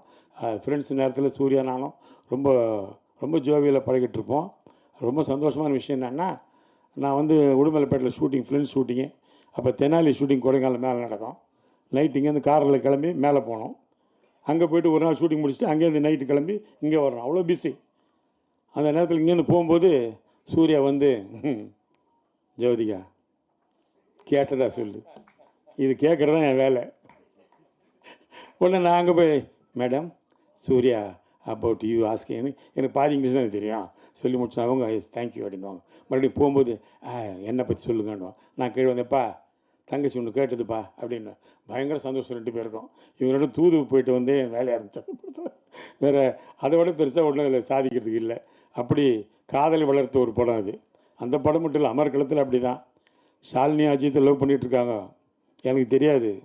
நான் உட்காந்து அட்வைஸ் பண்ணிகிட்ருக்கிறேன் அஜித்துக்கு. அஜித், சினிமாவில் இருக்கிற யாரையும் லவ் பண்ணி கல்யாணம் பண்ணாத, நான் ஃபேமிலிக்காக லவ் பண்ணி கல்யாணம் பண்ணேன், புரியுதா? ஏன்னா சினிமா அப்படி இப்படின்னு அப்படியே அதை வந்து ஸ்டரன் சார் டைரக்டர் அவர் இதில் பார்க்குறாரு மானிட்டரில். என்ன இவன் சீரியஸாக பேசிகிட்டு இருக்கிறான், வாங்க அப்படின்னு கூப்பிட்டாரு. என்ன பண்ணுறீங்க? இல்லைப்பா அஜித்துக்கு நான் சில அட்வைஸ் எல்லாம் கொடுவேன். என்ன அட்வைஸ்? இல்லை இந்த மாதிரி சினிமாவில் இருக்கிற யாரையும் லவ் பண்ண வேணாம் அப்படி. பாவி, ஷாலினி லவ் பண்ணுறாங்க, அடுத்த மாதம் கல்யாணம், உனக்கு படம் வேணுமா வேணாமா, இதோட போயிடு மிரட்டினார். அத்தோட வாயை முன்னோன்னா நான் பேசவே இல்லை அதுக்கப்புறம். அதனால் ஒரு அற்புதமான திரைப்படம். ஃப்ரெண்ட்ஸ் படத்தை பொறுத்த வரைக்கும் ஒவ்வொரு விஷயமும் ரசித்து ரசித்து பண்ணார் டைரக்டர். அவர் வந்து ஒரு கிரேட் ஹியூமரிஸ்ட். அவர் வந்து எப்படி சொல்கிறதுன்னு தெரியாது. அப்படி ஒரு டைரக்டர் இழந்தது எங்களுக்கெல்லாம் மாபெரும் இழப்பு. ஒரு டைரக்டர் இல்லாமல் ஒரு கேரக்டர் கிரியேட்டிவ் பண்ண முடியும். நேசமணி கேரக்டர் அவர் தான் கிரியேட் பண்ணார். அது வந்து ஜெகதி பண்ணியிருப்பார் அதில். அதே மாதிரி இளையராஜா வந்து படம் பார்த்துட்டு சொன்னார், சூர்யா பண்ணார், விஜய் பண்ணார், ஓகே, ஆனால் அந்த கேரக்டர் ரமேஷ் கண்ணா செலக்ட் பண்ணிங்க பாருங்கள், அதுதான் கரெக்டுன்னாரு. ஏன்னா அந்த கேரக்டர் படத்தில் மலையாளத்தில் சீனிவாசன் பண்ணியிருப்பார். Is a director, actor, writer. அதனால் நானும் டைரக்டர் ஆக்டரேனால அது ரொம்ப அவர் பிடிச்சி போச்சு. அதனால் அவர் சொன்னார், நீ கரெக்டான ஆளை செலக்ட் பண்ணிங்கன்னு. அந்த மாதிரி நிறைய விஷயங்கள் வந்து அதில் ஃப்ரெண்ட்ஸில் நமக்கு பாதிச்சு. இப்போ பாருங்கள், 23 வருஷம் கழித்து மறுபடியும் அந்த படம் ரிலீஸ் ஆகுது, ஒரு பெரிய ப்ரெஸ் மீட்டு எல்லாம் வைக்கிறோம்னா அது ஒரு நமக்கு ஒரு காட்ஸ் கிஃப்ட் தான் இல்லையா? யோசிச்சு பாருங்கள். நிறைய பேர் வருந்தாலும் சொன்னாங்க, நான் ஸ்கூலில் படிக்கும்போது பார்த்தேன். இப்போ தான் தெரியும் நிறைய பேர் ஸ்கூலில் படிச்சிருக்கிறாங்க. அந்த விஷயம் எனக்கு இப்போ தான் வெளியில் லீக் ஆகுது. ஏன்னா எல்லாம் சின்ன பசங்க பார்த்து பூரா இல்லை நம்மளை பார்க்கும்போது அப்படி பெருசாக பார்க்குறாங்க. இவர் என்ன இப்படியா இருக்கிறாரு, இன்னும் அவர் வயசாக மாட்டேங்குது, கிண்டல் பண்ணிட்டு போகிறாங்க பசங்க. நான் இந்த மாதிரி சட்டையை போட்டால் வீட்டில் திட்டுறாங்க, சார் வயசாகிடுச்சு இல்லை, இன்னும் இந்த மாதிரி சட்டையை போடுற, இல்லைம்மா ஒரு கிளாமருக்கு போடுறேன் அப்படின்னு. அதனால் நல்ல ஒரு படம், திரைப்படம் என்றைக்குமே இருக்குது. அந்த காலத்தில் நாங்கள் சினிமாவுக்கு வர்ற காலத்தில் என்னை கேட்பாங்க, உங்களுக்கு பிடிச்ச காமெடி படம் என்னான்னு. காதலுக்கு நேரமில்லை, ஊட்டி வர ஒருவன்னு சொல்லுவோம். அந்த 2 படம் தான் இப்பவும் பார்த்தாலும் எவ்வளோ வேணால் சிரிக்கலாம். அது மாதிரி இப்போது சிரிப்பதற்கான ஒரு படம்னு பார்த்தா ஃப்ரெண்ட்ஸ் தான். இப்போ நான் ஷூட்டிங்லாம் போகும்போது எங்கன்னா வெளியே அவுட்டோர் போகும்போது கேட்பாங்க, என்ன சார் ஒரு காமெடி படம் பண்ண மாட்டேன்றீங்களே சார், சிரித்து ரொம்ப நாளாச்சு சார், தியேட்டருக்கு வந்தால் அப்படியே சார் உயிர் எடுக்கிறீங்க. நான் சொன்னேன், அப்படி தான்ப்பா ஆகிப்போச்சு, மாறி போச்சு. ஏன் சார் நீங்கள் டைரக்ட் பண்ணக்கூடாதுன்னாங்க. நான் சொன்னேன், டைரக்ட் பண்ணலாம், ஆனால் டைரக்ட் பண்ணலாம் இந்த காலத்தில் ட்ரக்கு விற்கணும், இல்லைன்னா துப்பாக்கி புதுசாக கண்டுபிடிக்கணும், இது பண்ணால் தான் கதை பண்ண முடியும். அப்படி ஆகிடுச்சு. இப்போது நல்ல ஒரு கதை, சென்டிமெண்ட்டு, சிரிப்புன்றதெல்லாம் கிடையவே கிடையாது. அதனால் இந்த படம் நிச்சயமாக தியேட்டரில் பெரிய லெவலில் போகணுன்னு இறைவனை வேண்டுகிறேன். நன்றி, வணக்கம்.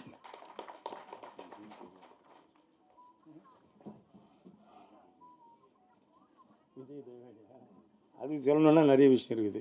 இந்த கடிகாரம் உடைக்கிற சீன் இருக்கு இல்லையா, அந்த சீனில் கடிகாரம் உடைச்ச உடனே விஜயோ சூர்யாவோ சிரிச்சிடுவாங்க, அவ்வளோதான். அது மறுபடியும் அசம்பிள் பண்ணுறதுக்கு கிட்டத்தட்ட ஒரு 1/2 hour ஆகும்.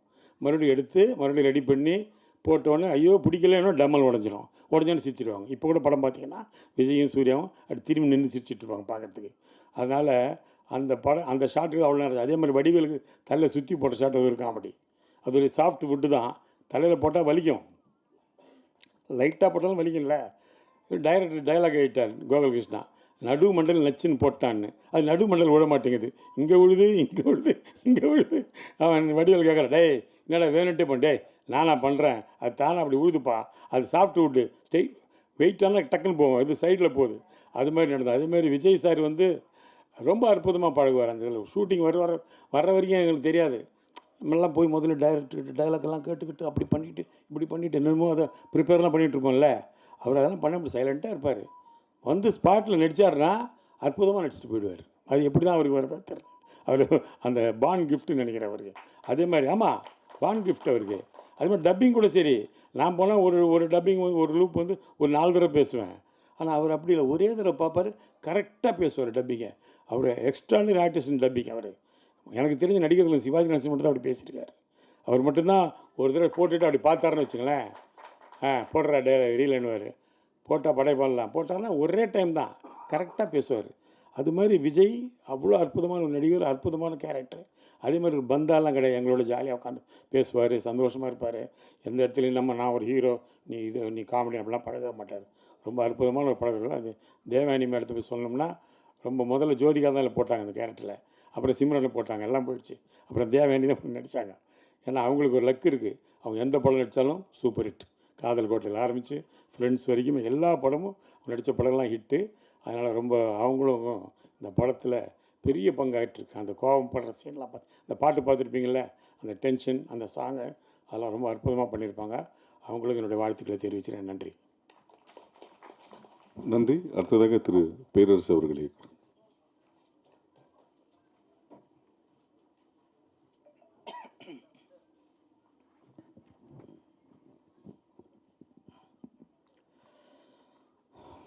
அனைவருக்கும் வணக்கம். மேடையில் அமர்ந்திருக்கும் தயாரிப்பாளர்கள், டிஸ்ட்ரிபியூட்டர் அனைவருக்கும் வணக்கம்.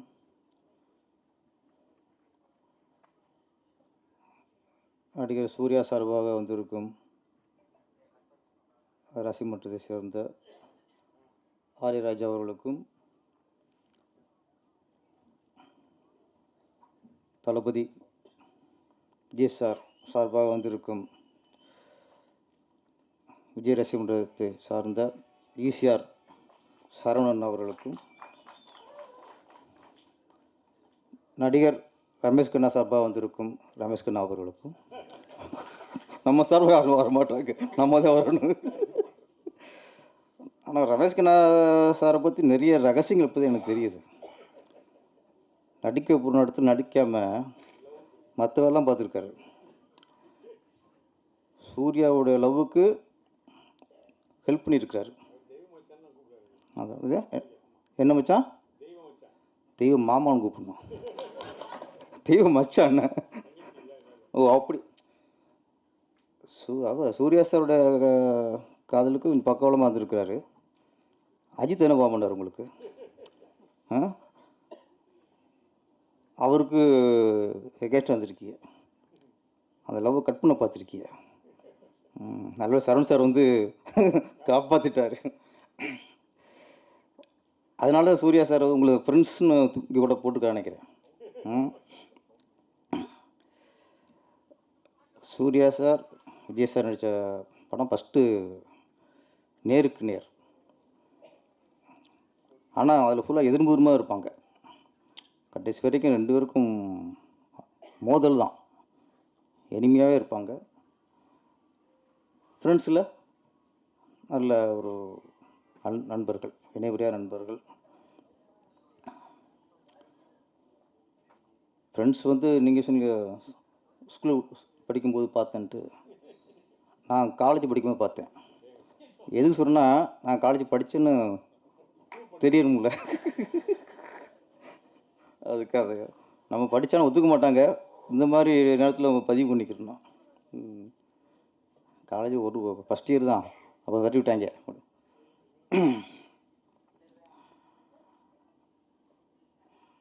ஃப்ரெண்ட்ஸ் நிறைய படங்கள், எந்த படம் சொன்னாலும் கதை ஞாபகத்துக்கு வரும். ஒரு காதலுக்கு மரியாதை இருக்கட்டும், பூவை உனக்காக இருக்கட்டும், துல்லாத மனம் துல்லாக இருக்கட்டும், சூர்யா சாருக்கு நந்தாவாக இருக்கட்டும், எல்லாம் ஒரு டைட்டில் சொல்லும்போது நமக்கு டக்குன்னு கதை தான் ஞாபகத்துக்கு வரும். ஃப்ரெண்ட்ஸ் படத்தில் தான் கதை ஞாபகத்துக்கு வராது, காமெடி தான் ஞாபகத்துக்கு வரும்.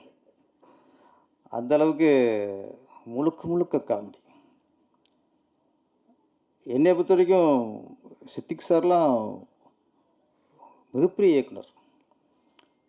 நம்ம ஆக்ஷன் படம் எடுத்து ஈஸியாக எடுத்துடலாம், ஒரு லவ் ஸ்டோரி ஈஸியாக எடுத்துடலாம், முழுக்க முழுக்க சென்டிமெண்ட் எடுத்து மக்கள்லாம் அழ வச்சிடலாம். அதெல்லாம் ஒரு டேரக்டர் ஈஸியாக பண்ணிடலாம். இந்த காமெடி எடுக்கிறதுக்குள்ள அது ரொம்ப கஷ்டம் சார். ஏன்னா அதில் ரொம்ப டைமிங் முக்கியம். காமெடி மட்டும் ஒன்று சொல்லிவிட்டு அடுத்த டைலாக் கொஞ்சம் லேக்கனாலும் காமெடி போயிடும். ஆனால் சில சீன் வேறு, ஒரு லவ் சீனோ சென்டிமெண்ட் சீனோ, இந்த மாதிரி சீனில் யாராவது லேக் விட்டால் கூட அதில் எடிட்டர் கட் பண்ணிடுவார். அந்த லேக்கை தூக்கிடுவாங்க. காமெடியில் பண்ணவே முடியாது. நீங்கள் 5-6 ஆர்டிஸ்ட் ஒன்றா பண்ணும்போது அதில் என்ன இருக்கோ அப்படி தான். அதை நீங்கள் கட் பண்ணலாம் பண்ணால் அதுவும் உள்ளதும் கெட்டு போகும். ஃப்ரெண்ட்ஸ் படத்தில் எல்லா காமெடியும் டைமிங் ஒரு 5-6 ஆர்டிஸ்ட் இருப்பாங்க. இதில் இடம் ராதாரவி சார் வேறு. முதல்ல ராதாரவி மிகப்பெரிய வில்லனை வில்லன் நடிச்சிருப்பார். அவர் இழக்கும்போது உங்களுக்கு சிரிப்பு தான் வரும். ஆமாம், அவர் அதில் காமெடி ஆகிட்டாங்க. ஒரு பெரிய செட்டப். அதை டைமிங் அப்படி இருக்கு. டைமிங் வந்து அப்படி இருக்கும் போகணும். சொன்ன மாதிரி இதில் ஹீரோ இது வந்து சொல்லுங்க, யார் ஹீரோன்னு தெரியாது. விஜய் சார் ஹீரோவா, சூர்யா சார் ஹீரோவா, ரமேஷ் கண்ணா ஹீரோவா, வடிவேலு ஹீரோவா? ஏன்னா ஒவ்வொரு இடத்துக்கும் ஒவ்வொருத்தர் ஸ்கோர் பண்ணிட்டே இருப்பாங்க. இதில் வந்து அதான் இந்த மலையாள இயக்குனரில் ஒரு விஷயம் ரமேஷ் கண்ணா சார் உண்மை, அவங்க ரொம்ப தெளிவாக இருப்பாங்க சார். அவங்க ஸ்கிரிப்டுக்கு அந்த அந்த சீனில் யார் என்ன பேசணும், அந்த சீன் ஃபுல்லாக ஹீரோ பேசாமல் இருக்கணுமா, பேசாமல் வச்சுருவாங்க. ஹீரோ என்ன கேட்டாலும் உட்காந்துருவாங்க. அந்த ஸ்கிரிப்டுக்கு என்ன கேட்குதோ அதை எடுத்து கொடுக்குறது தான் மலையாள இயக்குனரோட டேஸ்ட். நான் ஒர்க் பண்ணியிருக்கேன். நிறம்ட்டு இங்கே பிரியாத வர வேண்டும் படம் வந்துச்சுல, ஃபஸ்ட்டு மலையாளத்தில் வந்துச்சு நிறம்ட்டு, பெரிய ஹிட்டு. அது தமிழில் பிரியாத வர வேண்டும். இல்லை நான் தான் வசனம், இணை இயக்கம். நம்ம இங்கே ஒர்க் பண்ணும்போதெல்லாம் நான் ராமனா சார் ஒர்க் பண்ணியிருக்கேன், என்கே வசனா சார் ஒர்க் பண்ணியிருக்கேன், தரணி சார் ஒர்க் பண்ணியிருக்கேன், வல்லரசு பண்ண மகாராஜன் சார் ஒர்க் பண்ணியிருக்கேன். இது எல்லாமே நம்ம அசிஸ்டன்ட் வேலையை தவிர இல்லை, அதையும் பார்த்துட்டு அது இந்த டைலாக் கொடுக்க சொல்கிறது, இந்த சீன் இப்படி வைக்கலான்னு சொல்கிறது, இதெல்லாம் சொல்லிட்டே இருப்போம். இந்த பழக்கத்தோசில் அங்கே சொல்லுவோம்ல, ரியாக்ஷனே இருக்காது. அவங்க என்ன ஸ்கிரிப்டில் இருக்கோ அதை அவங்க எடுப்பாங்க. இன்னொன்று, அவங்க மலையாளத்தில் எடுத்துகிட்டு தமிழ் எடுக்கும்போது ப்ராப்பர்ட்டி வேறு. இந்த ப்ராப்பர்ட்டி முதற்கொண்டு அங்கே அந்த சைடில் என்ன இருந்துச்சோ, அந்த செவத்தில் என்ன படம் மாட்டி இருந்துச்சோ அதே மாதிரி இங்கேயும் இருக்கணும். அவ்வளோ கவனமாக பண்ணுவாங்க. அதில் சித்திக் சார் காமெடி பர்சன். இந்த படத்து ஃப்ரெண்ட்ஸில் வந்து முக்கியம் காமெடி தான். இந்த நேசமணி அப்படிங்கிறது ட்ரெண்டாக ஆகிப்போச்சு. ஒரு 2 வருஷம் இருக்குமா ட்ரெண்டிங் வந்து எங்கே பார்த்தாலும் நேசமணி நேசமணி நேசமணி. அந்த அளவுக்கு இன்றைக்கி அந்த ட்ரெண்டிங்கில் உள்ள படம் தேவானி மேடம், ராசியான ஆர்டிஸ்ட். அப்புறம் எனக்கு சூர்யா அவங்க ஒரு ஃபேர் இருக்காங்கல்ல, நான் எங்கேயோ பார்த்த மாதிரிக்கே நினச்சிட்ருக்கேன். அப்புறம் தான் தெரிஞ்சு கொஞ்சம் ஷாக்காச்சு, அவங்களா அவங்க அப்படின்ட்டு. விஜயலட்சுமி மேடம், ஆமாம், எனக்கு டக்குன்னு அவங்களும் சினிமாவில் வர அண்ணன் அவர் வரைக்கும் ஞாபகத்துக்கு வர்றாரு. ஆமாம் ஆமாம், சரி ஓகே. சில பார்க்கும்போது லேட்டாக தான் கொஞ்சம் பொறி தட்டுச்சு எனக்கு. நீங்கள் அவங்களே கூப்பிட்டு வந்திருக்கலாம். எங்கே நிகில் எங்களை கூப்பிட்டு வந்து என்னத்தை பண்ண போறீங்க நீங்கள்? நாங்கள் எப்போவும் இங்கே வந்து ஏதாவது பேசிட்டு போகிறோம். நீங்கள் அவங்கள மாதிரி வந்தால் கொஞ்சம் கண்டென்ட் கிடைக்கும். இந்த படத்துக்கு இன்னும் கொஞ்சம் பவர் கூடும். தேவானி மேடத்தை விட விஜயலட்சுமி மேடம் வந்தாங்கன்னா இன்னும் கொஞ்சம் படத்துக்கு பப்ளிசிட்டி நல்லாயிருக்குன்னு சொல்கிறேன், வேறு ஒன்றும் இல்லை.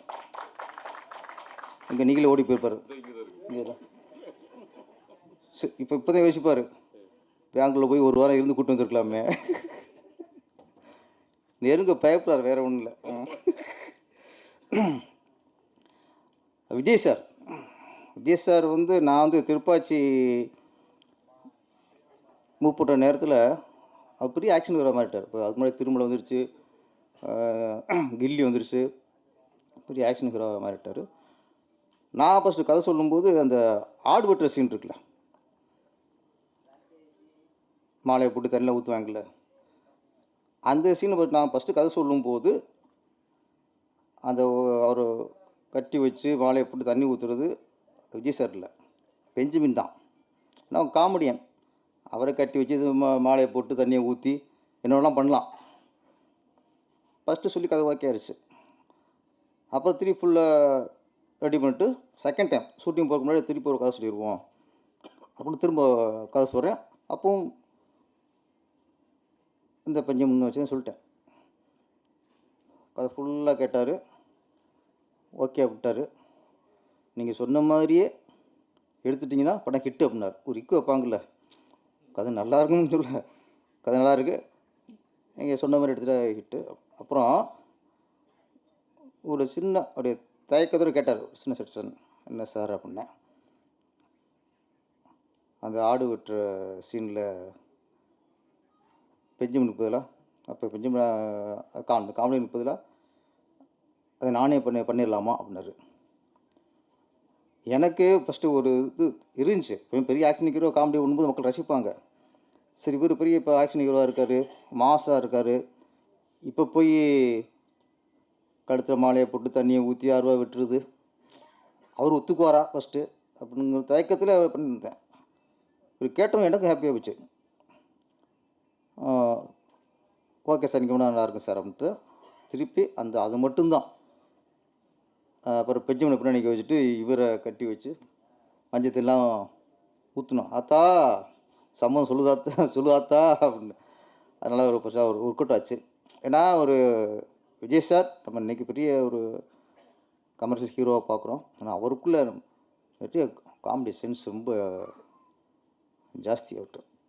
அது என்னோடய திருப்பாச்சியம் இருக்கட்டும், சிவகாசியாக இருக்கட்டும், ஃபஸ்ட் ஹாஃப் ஃபுல்லாக ஹியூமராக தான் கொண்டு போயிருப்போம். செகண்ட் ஹாஃப் தான் ஆக்ஷன்லாம் சென்டிமெண்ட்லாம் இருக்கும். அவர் விஜய் சார் வந்து ரொம்ப காமெடியில் பண்ணக்கூடியவர். அதே மாதிரி சூர்யா சார், ஒரு ஹீரோவுக்குள்ளே அந்த காமெடி சென்ஸு இருந்தாலே அவங்க எப்போ நிரந்தர ஹீரோ ஆயிடுவாங்க, லாங் டைம் ட்ராவல் ஆக முடியும். சும்மா முறைச்சிக்கிட்டு சும்மா அடிச்சுக்கிட்டு லவ் பண்ணிட்டு மட்டும் இருந்தால் அது ஒரு சீசன் அப்படியே முடிச்சு போகும். சூர்யா சார் எங்கன்னா பிதாமகன் கலைக்கிருப்பார். அந்த சுறுசுறுப்பு, அந்த அந்த டைலாக் டெலிவரி, அந்த சாங்கில் சிமுனனோட அந்த டான்ஸு, அப்போ சூர்யா சாருக்குள்ளே இவ்வளோ ஒரு ஹியூமர் இருக்கா, நகைச்சுவாக பண்ண முடியுமாங்கிற இது பிதாமகனில் அவர் நிரூபிச்சிட்டார்.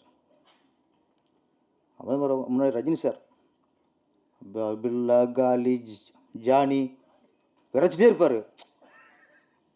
அது தில்லு முன்னூறு படம் பார்த்திங்க சார், அதில் ஃபஸ்ட்டு நகைச்சுவை பண்ணார். அப்புறம் தம்பிக்கு அந்த ஊர், இந்த பாம்பு சீன், இதெல்லாம் பண்ணதுக்கப்புறம் ஒரு ஃபேமிலிக்கு எல்லோரும் பிடிச்ச ஹீரோவாக மாறிடுவாங்க. தான் ஒரு கதாநாயகன் காதல் சென்டிமெண்ட் சண்டையோடு அந்த அவருக்கு ஹியூமர் பண்ணுற ஒரு இருந்துச்சுன்னா ஃபேமிலிக்கு பிடிச்ச ஒரு ஹீரோவாக மாறிடுவாங்க. கமல்ஹாசன் சொல்லவே தேவையில்லை, அவர் எல்லாத்துலேயும் பின்னி படம் எடுப்பார். அது மாதிரி இந்த ஃப்ரெண்ட்ஸ் படம் வடிவேல் மட்டும் இல்லை, ரமேஷ் கண்ணாவும் ஈக்குவல் காமெடி பண்ணவர். ஆமாம், இவர் கணேஷ் பாபு சொன்னார்ல, தேவானிக்கு நான் தான் தாலி கட்டுன்ட்டு, அந்த உங்கள் படையப்போல காமெடி இருக்கும்.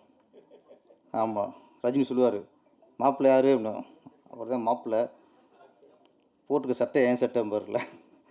அது மாதிரி தேவானுக்கு மாப்பிள்ளை விஜய் தான் தாலி கட்டினது நான்ட்டார் கணேஷ் பாபு. ஆமாம் ஆமாம், ராஜகுமார்னு கொஞ்சம் இது போட்டு வைக்கணும், ரொம்ப முக்கியமான கேட்பார் அவர். ஓகே, கணேஷ் பாபுக்கு பிறந்தநாள் வாழ்த்துக்கள். ஆமாம், வர கோவா ஃபெஸ்டிவலில் அவர் குறும்படம் இடம்பெறுது, அது வாழ்த்துக்கள். ஃப்ரெண்ட்ஸ் ரீரிலீஸ் இப்போ வந்து உங்களுக்கு படங்கள் ரிலீஸ் பண்ணுறதே பெரிய விஷயமா இருக்குது. புதுப்படம் ரிலீஸ் பண்ணுறதே பெரிய சவாலாக இருக்குது. இப்போ ரீரிலீஸ்க்கு அப்படிங்கும்போது அது பெரிய விஷயம். அது எங்கேனா இப்போலாம் ஒரு படம் ரீரிலீஸ் பண்ணுறதுன்னா அதுக்கான ஒர்த்து இருக்கணும். அதுக்கான ஒர்த்து இருக்க படத்தை தான் ரிலீஸ் பண்ண முடியும். அதுக்கான ஒர்த்து ஃப்ரெண்ட்ஸ் படம் கண்டிப்பாக அந்த ஒர்த்து இருக்குது. இன்னொன்று இப்போ உள்ள காலகட்டத்துக்கு சார் சொன்ன மாதிரி, ரமேஷ்குமார் சார் சொன்ன மாதிரி வன்முறை, துப்பாக்கி சவுண்டாக இருக்குது. இப்போ ஒரு ரிலீஃபாக படம் மக்களுக்கு தேவைப்படுது. இது வேறு, ரெண்டு செய்திகள் வேறு. அங்கே குண்டு வெடிச்சிட்டாங்க, 14 பேர் இறந்துட்டாங்க. இப்போ பார்த்தா மெக்காவுக்கு போனதில் நம்ம இந்திய முஸ்லீம்கள் 41 பேர், 42 அவங்க அந்த செய்தி கேட்டால் அது வகிருங்குது. இந்த மாதிரி நமக்கு இந்த செய்திகள் இது கேட்டு ஒரு இருக்கும்போது சில படங்கள் தான் நம்மளுக்கு தேட்டருக்கு போனால் ரிலீஃபாக இருக்கணும். அதுக்கு அப்படி ரிலீஃப் தர படம் தான் இந்த ஃப்ரெண்ட்ஸு.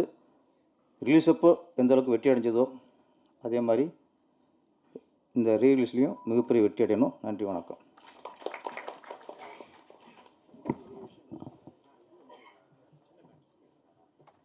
சொல்லணும்னு நினச்சா மறந்துட்டேன். இந்த படத்துக்கு வந்து அப்பச்சன் ப்ரொடியூசர் ரொம்ப சாஃப்ட் நேச்சர், எந்த விதமான பிரச்சனையும் இருக்கிறது. சித்திக் சார் படம் எடுத்துனே இருப்பார், நம்ம அப்பச்சன் சார் என்ன சார் இவ்வளோ நாள் எடுக்கிறாரு, நீங்கள் ஒன்று அது எடுக்க நல்லதானே, படம் நல்லதானே அப்படி சொல்லிட்டு இருப்பார். அவருக்கு ரொம்ப தேங்க்ஸ் சொல்லணும். அதோட முக்கியமாக இதில் வந்து எக்ஸிக்யூட்டிவ் ப்ரொடியூசர் மாதிரி ஒர்க் பண்ணவங்க சரிதா மேடம். சரிதா மேடம் டோட்டலாக எல்லாரையும் கண்ட்ரோல் பண்ணுறது அவங்க தான். ஆர்டிஸ்ட் டேட் வாங்குறதாகட்டும், ஃபிக்ஸ் பண்ணுறதாகட்டும், எதாவது பிரச்சனைனா சால்வ் பண்ணுறதாகட்டும், எல்லாமே இந்த படம் முழுமையாக அடைகிறதுக்கு காரணம் சரிதா மேடம். அவங்களுக்கு என்னோடய தேங்க்ஸ் தெரிவிக்கிறேன். ஏன்னா அவங்க தான் என்னை கூப்பிட்டு இந்த படத்தில் நடிக்கிறதுக்காக கம்பல் பண்ணவங்களும் அவங்க தான். சரி ஓகே அப்படின்னு சொல்லி அவங்கள ஃபிக்ஸ் பண்ணவங்க அவங்க தான். அதனால் சரிதா மேடத்துக்கு எனக்கு ஸ்பெஷல் தேங்க்ஸ்.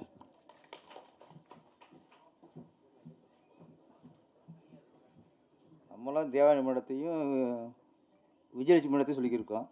அவங்க வயசுக்கு சரிதா மேடம், நல்ல சரோஜதி மேடம் நடிக்கலை. ஓகே, சரிதா மேடத்தை ரொம்ப காலத்துக்கு அப்புறம் நடிக்க வச்சோம் நான் தான். ஆதம் இல்லை, தெரிஞ்சுக்க. சொல்லுங்கள். ஹீரோனா நான் வெளியே அனுப்பிச்சிடுவாங்க 2 படத்தோட. காமெடியில் நிறைய படம் நடிக்கலாம், ஏன் கெடுக்குறீங்க? அது நல்லா இருக்கிறது பிடிக்கலையா உங்களுக்கு? பையன் என்ன ஏன்னு இப்படி பண்ணுறீங்க? அனைவருக்கும் நன்றி, வணக்கம்.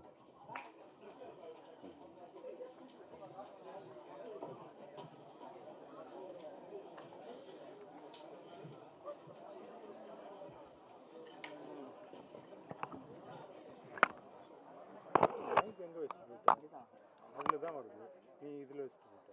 இல்லை இதுதான் போடுறேன். தொங்க விடலையா? தொங்க விட்டுருக்குங்க. நான் தொங்கவே இல்லை, இது நான் மேலே தான் வச்சேன். இது கேபிள் அப்படியே விட்டுமா?